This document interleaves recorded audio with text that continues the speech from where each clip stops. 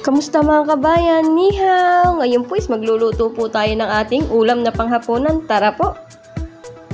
Yan, magpainit na po tayo ng kawali at ang langis po. Lagay po natin ang ating sibuyas. Isasangkot siya lang po natin ang ating sibuyas. Ayan. At kapag po medyo brown na siya is pwede na po natin ilagay ang ating bawang. Ayan. Mas inuuna ko po ang sibuyas kasi madali pong masunog ang bawang. Ayan. Kapag po ganyan na, ilagay na po natin ang ating panglahok na hipon.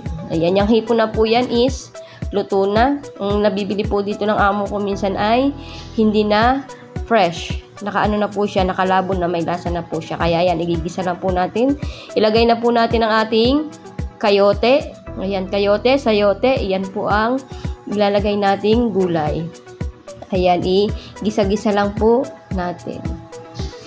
Hindi po muna ako naglalagay ng tubig sa ganyan. Hinahayaan ko lang po na yung gulay niya ay kumatas na sarili niyan sa baw. Ayan, kita nyo naman po, hindi po ako nagdagdag ng tubig pero naluluto po ang ating gulay. Ayan, masarap po kasi kapag gano'n ang pagkakaluto natin, gawa ng kahit po siya ay luto na, malutong pa, nandun pa po yung pagiging crunch niya. Ayan, takpan po muna natin. Yan.